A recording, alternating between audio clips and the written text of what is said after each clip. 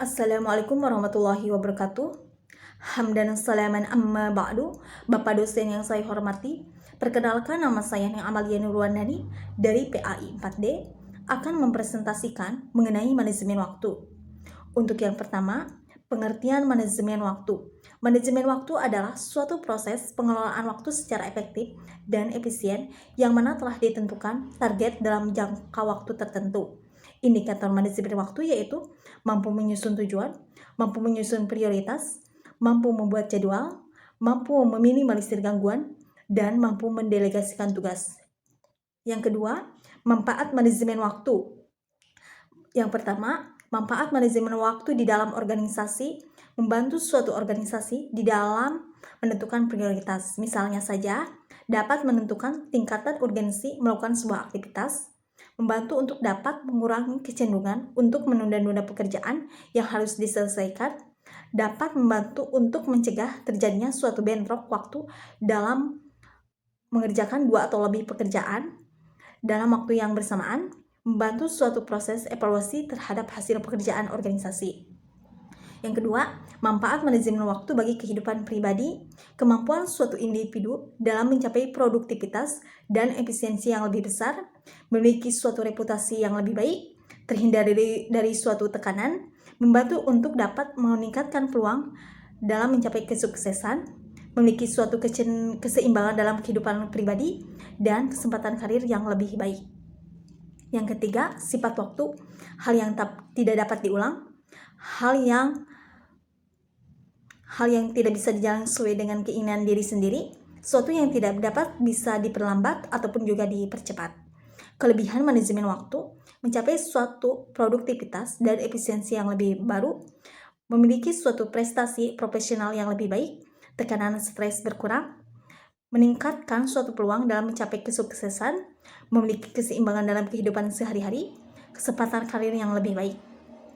Dampak manajemen waktu yang buruk, melewati suatu batas waktu yang ditentukan, alur kerja yang kurang efisien, kualitas kerja yang menjadi buruk, memiliki suatu reputasi profesional yang negatif, meningkatkan stres, ketidakseimbangan kehidupan yang akan terjadi, kesempatan karir juga akan menurun.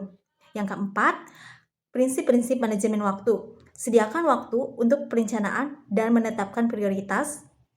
Selesaikan tugas berprioritas tinggi sesegera mungkin dan tuntaskan tugas sebelum mulai tugas yang lain. Prioritaskan kembali tugas apa yang tersisa berdasarkan informasi baru yang terkait. Yang kelima, tips manajemen waktu.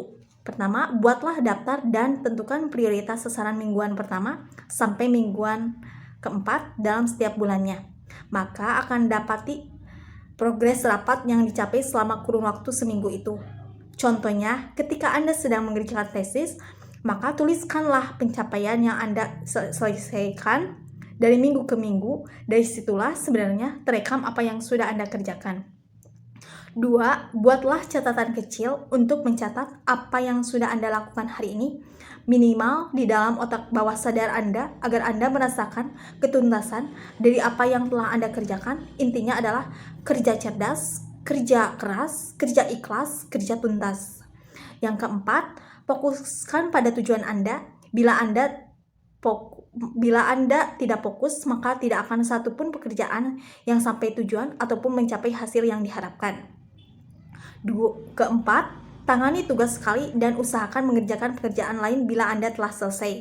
Contohnya, bila proposal makalah Anda sudah selesai sampai dengan bab 3, maka langsunglah menuju bab 4, bukan kembali ke bab 1 lagi. Dengan begitu, Anda akan segera memulai penelitian dan mampu menemukan kesimpulan dan saran di bab 5. Makalah Anda pun akhirnya selesai. Yang kelima, terus-menerus bertanya kepada diri Anda sendiri untuk memperbaiki diri. Bagaimana cara terbaik menggunakan waktu yang saya sekarang, dan lakukan perenungan dari apa yang telah Anda kerjakan. Dengan begitu, Anda selalu mawas diri dan mampu melakukan refleksi diri agar menjadi manusia yang lebih baik dari hari kemarin. Yang keenam, konsep manajemen waktu di dalam Islam. Sebagai seorang muslim yang baik, sudah sepantasnya kita menghargai waktu kita dan menggunakan dengan baik pula. Dalam Islam sendiri, waktu itu ibaratkan sebuah pedang. Jika seorang dapat menggunakan, maka ia akan selamat dan dapat mengambil manfaat dari pedang tersebut. Akan tetapi, jika tidak dapat menggunakan dengan baik, maka ia akan celaka ataupun bisa terbunuh karena pedang tersebut. Sedangkan dalam surat Al-Asr disebutkan betapa pentingnya waktu. Waktu adalah kehidupan itu sendiri. Bisa kita bayangkan, jika tidak ada waktu di dunia ini, apa yang akan terjadi? Yang terjadi adalah tidak ada kehidupan, karena kehidupan dan waktu adalah sesuatu yang sudah menjadi satu kesatuan yang tidak dapat dipisahkan. Ibarat langit dan bumi, siang dan malam, dan lain sebagainya. Karena Allah Subhanahu wa Ta'ala menciptakan segala sesuatu secara berpasang-pasangan. Islam sangat memperhatikan waktu. Waktu adalah kehidupan itu sendiri. Hal ini sesuai dengan pendapat intensit tentang ruang dan waktu yang merupakan kesatuan yang tidak dapat dipisahkan. Yang ketujuh, cara menghindari rasa malas, yakni dengan cara yang pertama, sering membaca biografi orang-orang sukses, misalnya Profesor Dr. Zakiyah Drazat, Profesor Dr. Ing, B.J. Habibie, serta tokoh-tokoh besar lainnya. Yang kedua, ingat tujuan utama kita untuk mencari ilmu. Yang ketiga, bertanya pada hati nurani tentang pengambilan keputusan. Sudah benarkah langkah yang kamu ambil, meninggalkan bangku kuliah dari mengutamakan sesuatu yang lain? Lebih mengutamakan organisasi atau hal lainnya bukanlah jalan terbaik? Yang lebih terbaik adalah usaha dan kemauan keras untuk tetap masuk kuliah dan organisasi serta kegiatan lain pun tidak terlantar rasa malas. Yang keempat, lawan rasa malas sekuat-kuatnya. Jangan biarkan dia bertelur di dalam dirimu. Berniatlah yang bersungguh-sungguh, paksakan dirimu untuk tidak mendengarkan bisikan-bisikan penuh rayuan gombal dari orang-orang sarjana. Teruslah melangkah, jangan menoleh ke belakang. Kesuksesan berada di depan, bukan di belakang. Yakinlah bahwa dirimu bisa melawan rasa malas.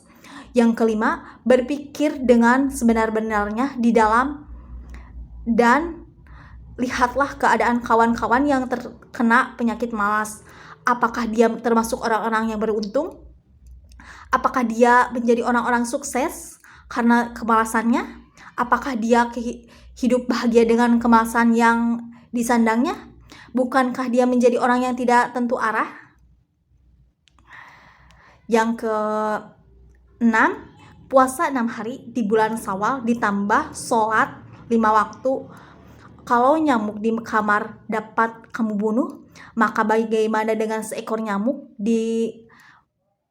malas di dalam dirimu? Jawabannya adalah kerjakan sholat sunnah rawatib. Maka dalam setahun komariah kita mengucapkan Allahu Akbar sebanyak 354 kali 171 kurangi 60 sama dengan 60.534 kali. Satu bilangan yang cukup besar untuk mengusir nyamuk-nyamuk malas di dalam diri.